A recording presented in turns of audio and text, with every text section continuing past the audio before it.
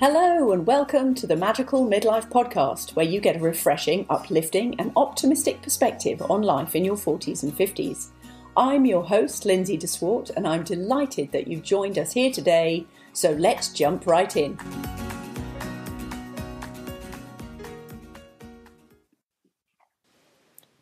Hello and welcome to the summer season of the Magical Midlife. Great to have you here. So today our summer season is starting with a lovely guest, Petra Carroll. And Petra's interview actually was our most played interview, our most downloaded interview from the whole series so far. So I thought that was the most appropriate one to start with because Petra's story is just fantastic. So I'm going to roll the episode and I hope you enjoy it thoroughly. And please remember that reviews always go down really well and it means that we can help other people to find the Magical Midlife podcast. Okay, enjoy the show. Now today I am so delighted because I have a lovely guest with me and her name is Petra Carroll. And Petra is the owner of Petra Carroll Hair, which is a very successful hair salon in Ireland. And you can Google it and it gets lots of great reviews, which is awesome. But also, Petra is an energy medicine practitioner and a shamanic coach, which is obviously how our paths have crossed. So I'd love to welcome you today. Petra, how are you doing? I'm great. Thanks, Lindsay. Thanks for having me on. Oh, you're so welcome. Thank you for sharing your time with us. So, Petra, I'm going to ask a few questions about you because you've had such an interesting journey and a path. Okay, well, my name is Petra Carroll and I am 52 years young. I've lived in Armagh most of my life, all of my life, in fact, bar a little time that we left and moved a short distance away. I'm married with 3 kids and I have 2 beautiful dogs who I adore and 2 tortoises. That's here to teach me to be slow. I was going to say, what are the tortoises' names? Keelan and Hermie. Fabulous. Yeah. Excellent. So they're your spirit tortoises, are they, to teach you a lesson? They're here to teach me to be, you don't have to be running at 100 miles an hour to win the race. You can do it slowly, calmly, and enjoy the pace. Oh, that's awesome. I love that. I shall see tortoises in a different light now, whenever I see them. Yeah. And so tell us a little bit about the business that you built up over so many years. Tell us about that, because of course you're growing in so many ways right now, but today, where you are today is not where you've always been, is it? No. My business, I worked with a local salon in Armagh called Brian Martin's, and he was probably a big break for me. He was from Banbridge and he opened a salon in Armagh, and it was different from what Armagh would normally have been like. He brought a bit of class to the town, proper training, and I was so lucky to get employed by Brian and worked there for 7 great years. Had a brilliant time with him and his wife, fantastic people, and then decided to go out on my own and done that, totally retrained again in my hairdressing career, outlook, skills, everything. Went to London, done courses, and then done a course that was one of the first ones to do a colour degree.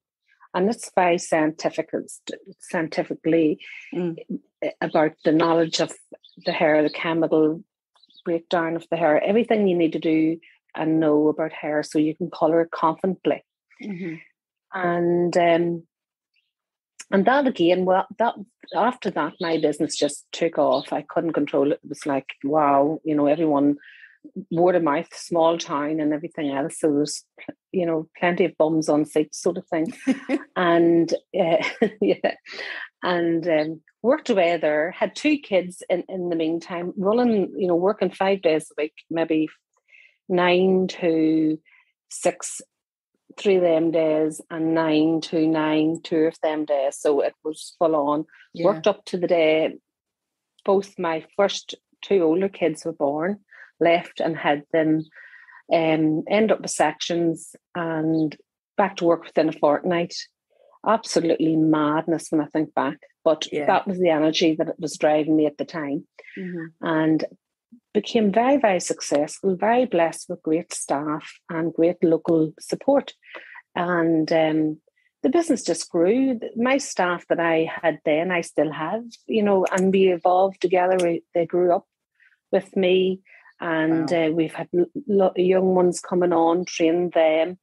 The business has expanded to, sometimes it was 14, now at the moment we've 12. Everyone's having leaving and having babies and stuff. But, always finished off in good terms with everyone and trained them to a very, very high standard. It just worked out really well, but it was very fast. It was very full on. And I had very little time for me and my husband and my two oldest kids, which I had great regrets over. So how old were you when you opened the salon on your own? I was 27, yeah. Okay, and so you've built it up over the years to what it is today. And so you said that you've got the regrets about not spending enough time with your husband and with your two older kids. Yeah. Yeah, it was pretty tough because... Yeah, go on. They were, I had one day off in a week, and my day off I had to go and get stock for the salon. I had business appointments to fulfill, like accountants and meeting in the bank and stuff like that. And so they were crammed into what I was doing, what my day off was. I honestly couldn't tell you what their favourite programme was, what their favourite cartoon was, anything like that. My aunt looked after them, so I was very blessed to have her on board. So she was like an extended mummy sort of thing. And she would have knew more about them than I did. But I did smother them in long holidays. Whenever we were off, we were always together as a family. And so, I mean, did they ever talk about those times? They didn't know any different, and they don't seem to mind. That they're both very successful in what they're doing. They're both on their own journeys now, and their own. One of them's both of them are at university, but they both seem to really know what they want to do, and it did help them to always maybe be clear about what they want and what they don't want, and they don't have any hang-ups about it, because I've spoken to them about that. I feel it, I feel it in my heart, because even though I was there, I didn't absorb it. I didn't experience it. I didn't feel it. I was just there in body. They would see me in the evenings when I was so tired and exhausted. On my days off, it was like recharging my batteries, and I was so focused in running the business. I was running on a masculine energy, major masculine energy, and it was so driven. And everyone just had to slot in, and I thought this was normal. I thought I was living a normal life. The funny thing is, though, Petra, you probably were living a normal life of a successful person. Yeah, but I see things completely different now. Yeah. It's crazy. Anyone successful, it comes at a great price, and there's usually an underlying driven energy that makes them do what they do. Yeah, absolutely. Although it's interesting because you say now that your two older kids have got a focus and they know where they're going and they know what they want to do. They probably learned that because that's what you want. Yeah. But I would always say to them, make their decisions in life on their own happiness, not on their ego. Don't let their ego drive them. It's okay to be successful, but know your limits. I stood in that salon cutting hair. I had a miscarriage. I finished the haircut.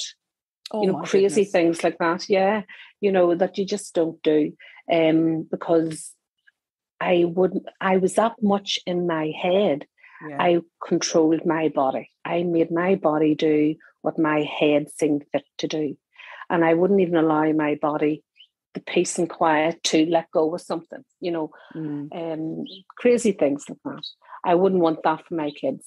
They need to know the boundaries. They need to be in connection with their body and their soul, and work together, not separately, and then be successful. That's the secret. Yeah, I mean, that's just, the thing is, that's such an enlightened perspective. Mm-hmm. And you and I both know how hard it's been over this, through the COVID time when we've done this training together. Mm-hmm. And so much. Yeah, so much work and so much inner work. So the perspective you've got now is very different. But it's difficult to say, but do you think that what you achieved in your business, if you'd had this more enlightened perspective, do you think you'd have achieved the same thing?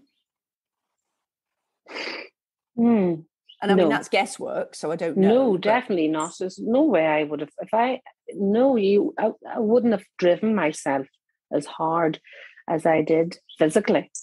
One of the reasons why I am the way I am now and went on the spiritual journey is because I physically couldn't do it anymore. Yeah. And I had to admit that. And once I admitted that to myself, I started to go inwardly. Mm-hmm. I had to slow down to listen to my soul. I never would listen before. No, absolutely. So physically, if I still had the energy that I had 20 years ago, I probably would never have done that course. I know I wouldn't have done the course because I didn't slow down enough to allow my soul to speak. Oh, it has been speaking, to allow me to hear what it's saying. Yeah. And don't you think that's one of the joys of being where we are in life now? Oh, so much so. This is it's going to be the best years for me as a living soul. I'm so excited about the future. I've never been as happy. COVID has been pretty tough for a lot of people, but for me personally, it has been groundbreaking. It gave me the opportunity to actually stop, come out of my head, and take time to go within and to really connect with me, Petra, the human, not, the mother, the wife, the business, the boss, all these different things, shamanic coach or whatever. It's given me time to call it. Just, connect with me. Now, I remember... And fall in love with me again. Fall in love with Petra, me. I love that. Mm-hmm. Yeah. Yeah. Now, I remember one of the times one conversation we had, and you talked about how your work now, your shamanic work and your shamanic training and, this sort of awakening and healing, and how it's affecting actually the girls that work in the salon with you. Yeah. So tell us about that, because for me, that is just pure, beautiful feminine leadership in such a positive and healthy way. Yeah. Well, I've always had a wonderful relationship with my staff, and in a funny sort of way, I see them all nearly as family. I will get really close with them, and we all get part of one another's lives, and we've helped each other through some awful times. So by me becoming more interested, and they've seen the change in me. My goodness, they've seen the change. Really? And oh God, yeah. And I have more empathy for different situations now, where I can always thought, you just dust yourself down and you just get back up there. But it's not for everyone. That doesn't, there's a reason why things happen. You have to listen to why these things come up and hit you in the face, so to speak. And sometimes you're not meant to dust yourself back down and get back up. You're meant to actually sit down and listen to what you've been told and why these things are happening to you. And once you've done that, then you can get back up again and then take a different direction. And for years, I wasn't doing that. And so they've seen the change. And then because of that, they're changing. And they're becoming interested. I'm telling them wee things about what I've learned, showing them a different opinion on things. And, they're breaking out of their own shell, so to speak, and seeing things differently. And, sometimes, you might lose staff because they might realise, this isn't for me. I've been doing this so long now, and I want to try something different.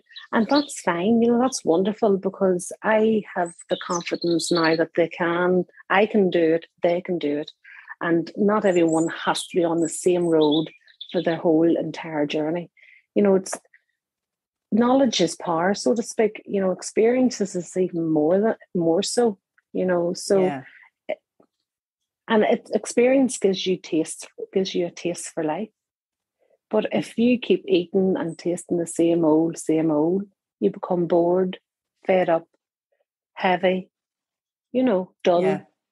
So we need to get out there and we need to try things differently. And that's, the staff is definitely seeing things from another perspective. Well, I mean, we could end there because that's just pure wisdom. Thank you. But I'm not going to end there. No, I don't let you off the hook that lightly. So is there anything, because obviously you're living life differently now. So what does your schedule look like now that you're falling back in love with yourself and you're not pushing yourself with determination, to the ends of the earth? Okay. Well, the first biggest thing was cutting down my days. I went down to a 3-day a week after lockdown. And after Christmas, I'm cutting down another day to make more room for my energy work. I'm going to go down to 2 days a week. So what I'm doing differently now, but first of all, Eileen McCourt, she would be a Reiki teacher in Ireland. She was maybe the first person that introduced me to a new way of life and she writes a lot of books, and I've read a lot of her books. And then Cissy Williams, she has just blew the lid completely off it. And so what I've learned through the course by Cissy is just by shedding all my own past hang-ups and everything, it's allowed me to bust through that structure, that tunnel that I had built around me of such a rigid tunnel that I couldn't turn left or right. You went to work, you done everything you had to do within your day, you went to bed. If you're going to change another direction, you had to plan it way ahead of yourself. I've got rid of all of that. I've allowed myself to be more flexible, and just by having days off to do the things that I love doing with my family, with my husband, with my dogs. It's a very simple life, and just living a very, very simple life. And I've moved to Navanfort, out beside it, and it has just been, the energy in the Navanfort has allowed me to ground myself. For the first time in my life, I don't want to get up and run out the door and jump in the car and do something. I am happy to just be still. So it allows me to ground myself. It's been such a blessing in so many ways. And that's it. Walking the dogs, been here for my youngest coming in from school, or even picking them up from school, doing things I never got doing with my first two kids. And been here for my husband, and just being here for me and discovering who I am, having time to meditate, time to do journeying, time to heal, allowing myself time to heal, and understanding why I was the way I was, and seeing that it no longer is me and it no longer exists, and living in the moment so you can really savor what each day, and see the beauty in things that you normally wouldn't see. You see in the colours in the trees, the flowers in your garden, smelling the manure in the field as when you're out walking. Lovely. And actually noticing what's around you, which, as you say, I mean, when you were really in your busy time of life and driven and, obviously building a successful business, but did you ever give yourself time just to go out for a walk? No, God, no. Never. I would have drove everywhere. There's no way you'd have got me walking. Nope. I was always Yeah. too much in a hurry for starters. Getting there quick was didn't have the time. answer. Yeah. Uh-huh. So is there anything that you miss about that part of life? Because I one of the questions I often ask is there anything you miss from your chapter 1 life? So chapter 1 life is that time when you were, just living in a different mindset, and it is a different phase in your life. I mean, we talk about the shamanic medicine wheel, and that certainly for me, and I've talked about it quite a lot, is it really introduced me to that there is different seasons of everything, and how you can move through the different seasons. And certainly, I mean, that's what, when I look at the midlife years, it means that we're in a different season. Mm-hmm. And so, true. So when you were sort of, so busy and building, that's a different season than you're in now. Mm-hmm. I much prefer the season I'm in now. And I don't, thinking, if there's anything I miss from the last season, off the top of my head would be probably having the energy, because I don't have the same energy. But then, if I really look into that, if I had the energy, knowing me, I wouldn't be sitting still. I wouldn't be embracing myself and my new journey. I would be too busy trying to do everything at once. So I'm a much better mother now, and a much better friend, and I'm ahead of a much better wife. I'm more contented and more peaceful. I was always planning. I was always thriving. I was always looking for something different to do in the business. And everybody and everything had to fit around that, had to fit into that. And some of them went in at a force, and some of them just slipped in. And it was a struggle to be carrying that. But no, I don't miss that. I really, really don't miss that at all. No. Mm-hmm. Excellent. So what are do you still have future, I don't know if you can even say this actually on the interview. I was going to say, what are your sort of future plans for the salon? Are you just going to keep managing that? Is it something you still enjoy?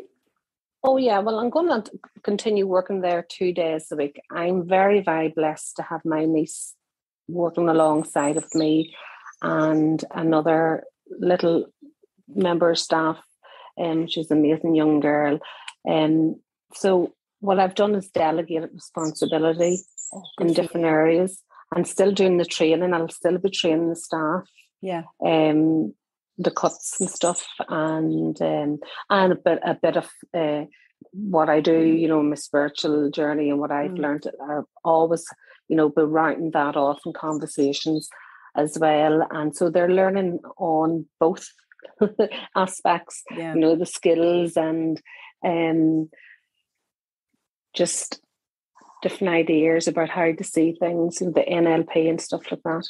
Very cool. So no, I'm not hanging up my scissors by any means. Is that what hairdressers say when they retire? I'm hanging up my scissors. Yeah.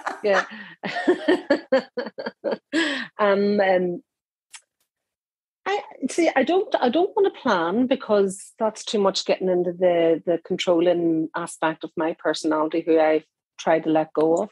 Yeah. So what I'm allowing myself to be guided. So at the moment, the plan is, if I can use that term, I'm cutting down to 2 days a week. I've delegated the responsibility of a lot of areas in the business to different people, and which will allow me the time that I need to make a new experience, to expand more in my energy medicine, and to start helping others, maybe in a more,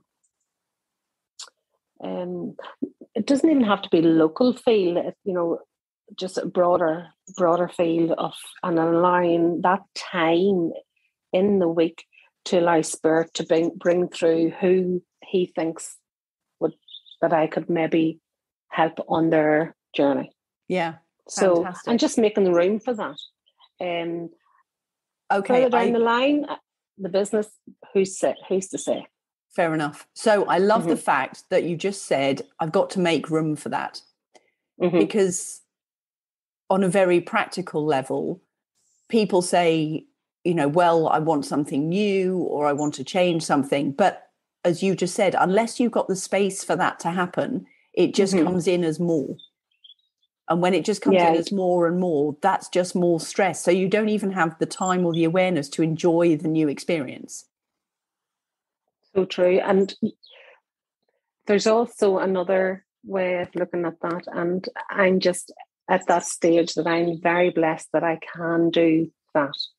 I have the staff and the support and the setup of people that I need around me to allow me to do that. Some people mightn't be in that position, so it'll be harder for them to do. Yeah. So if someone finds themselves in that position, the question they need to ask is, by letting go of one thing and then trusting in another is very, very scary. It So is, you're right. What I done and what I had been doing since I started my journey with the medicine wheel was I put it out to Spirit, constantly said, Spirit, surround me with the people I need in order for me to be able to let go more. And I do believe that's what's happened. I started to see things differently. I started to see the potential in different members of staff that I had. I've had quiet conversations with each one to find out what they wanted, where they seen themselves. And then, I allowed them to expand, offered them different ideas in their working day, how they could change what they're doing in one thing, maybe come off the floor and start managing a bit more. And and I would never have seen that. I was the type of person that I thought, unless I do it myself, it's not going to be done. And it's not going to be done right, Yeah, and that perfectionism. Yeah. But, and in a sense, you keep the other ones in a more kind of restricted room.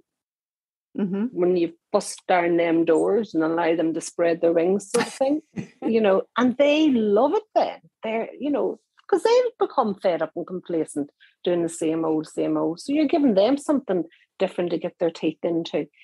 And then, they're loving their job more and they're loving you more because they're finding out things about themselves that they maybe wouldn't have found out otherwise if you hadn't had the faith in them to allow them to do that.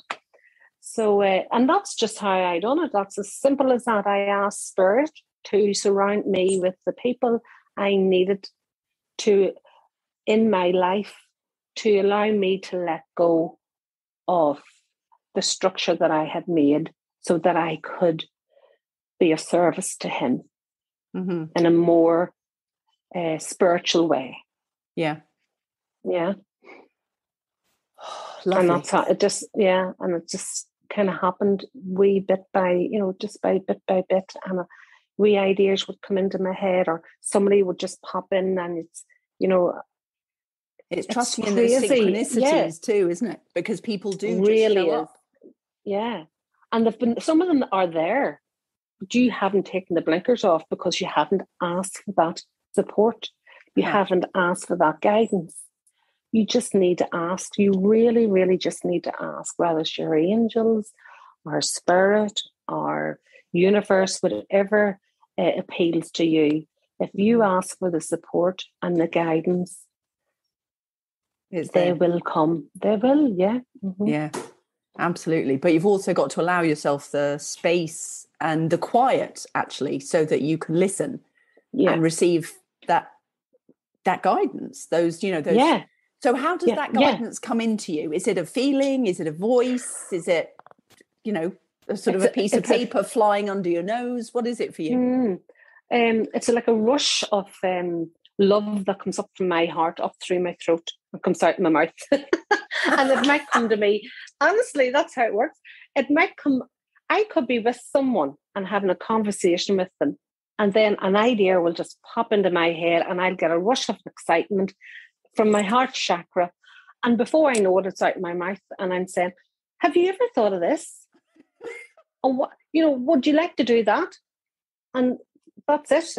I'm just talking, for example, with staff and stuff, personal, business maybe, or even with the kids, it comes as quick as that. Oh, that's so funny. Crazy. And how do your staff respond? They're getting used to it now. Yeah. They seem to respond okay. I don't know. I never asked them. That's so funny. I've just got visions of you having a conversation and like this wave of energy going through you and like the look of surprise on your face and the look of surprise on their face of whatever you've just said to them that they didn't expect you to say. Sometimes they just laugh at me, like this idea. I decided I was going to close Mondays in the salon and after Christmas, and this was going to solve, having staff on the floor for a Monday. I was just going to close a Monday, congest what we do have from a Tuesday onwards. Yeah. And that will give me the extra day off and so on. So they're, when I suggested this, they kind of laughed and rolled their eyes as if to say, here she goes again.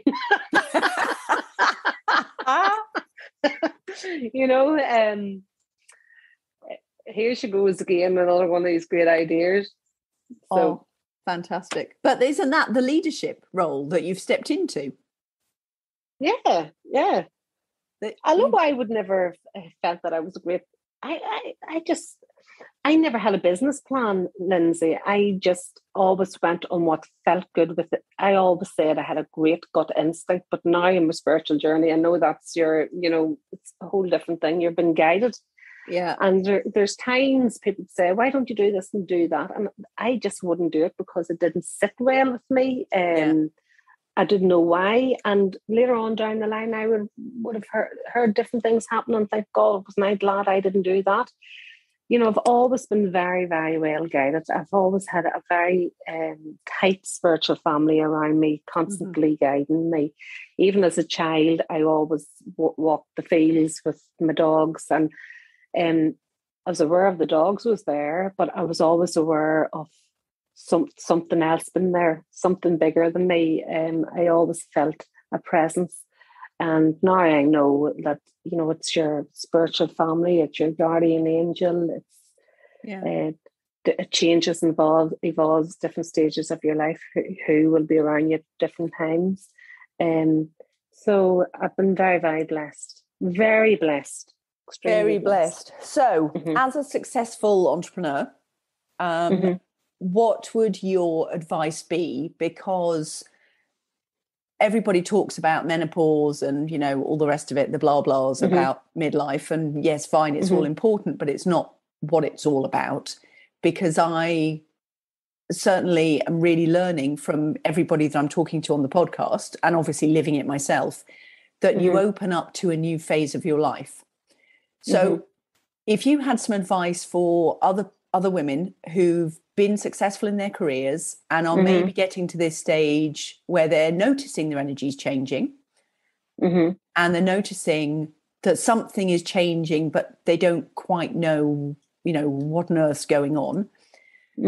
What advice would you give to them to be able to make a sort of a peaceful transition? It sounds like they're dying. I don't mean that. A peaceful transition into a more peaceful kind of self-loving way of being. Yeah, well, definitely that's something that I have experienced and have been experiencing as the menopause. My advice to anyone that's really, really driven and they're finding that their energy is not the same, and they have the symptoms of the menopause and the ups and downs of that, is that's your body communicating with you. So if you're driving it too hard, you have to come out of your head and into your heart. You have to connect with your body and listen to what it's telling you. Stop forcing it to get up early in the morning, catch the trains, do the day's work that you used to do. Listen to it and make the changes in your life that you need to do in order to feel good about yourself, to feel in love with yourself. Fall back in love with you. You are different now. You're not the mother and you're not going through the stage of childbearing years. And at this stage, hopefully, your kids are grown up. To rediscover, it's nature's way of telling you to rediscover yourself. Come within. Yeah. Leave your head alone. Connect with your heart. Fall in love with yourself. Spend time with yourself. Enjoy yourself. Enjoy your quirky ways. Enjoy your faults and your differences. And just be with yourself for a wee bit more time instead of forcing it to be in the outside world.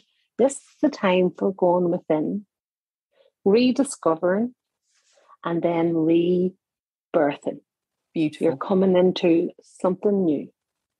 And this will be the best years because you are whole, you're complete, you're working through your heart, not your head. You're working with yourself, not your targets. It is a wonderful stage to be. Fantastic. Thank you so much, Petra. That's so beautiful. And for me being for me being here early in the morning, anybody who I get to speak with and get to interview, who's obviously on British time, and with me being in Toronto time, it means that you've given me the start to my day, which will just fuel me with so much goodness. And I'm hoping that anybody else who listens to this will just tune into that beautiful advice that you've just given. Because it just delivered in such a beautiful way. And I hope that people give themselves time to actually receive that. Oh, that's lovely. Well, I hope it does, because it's all free. You don't have to pay for it. You find it all within yourself. Yeah, it's all free. That's what I've discovered. Yeah, it's free and it's there for you. It's always been there for you. Yeah, doesn't matter how many facials you got or many root colours you got or many times you got your nails done. You know, the best experience I've had was going within. Oh, that's so awesome. Very, very cool. Right, okay. Well, that feels like a perfect note to end on. But Petra, if people want to connect with you on Facebook or they want to find out more about your salon, if they're local, how can they find you? Well, the business salon page is on Instagram and on Facebook, and it's Petra Carroll Hair. And if you want to contact me with the energy medicine and coaching, it just through my Facebook, which would be Petra Carroll. Awesome. Then I'd know it'd be a bit more, shamanic energy and stuff. Yeah, fantastic. Okie dokes. Well, thank you so much. And I hope you enjoy the rest of your day, Petra, and thank you for sharing your time with us today. Oh, thank you. I've enjoyed it so much.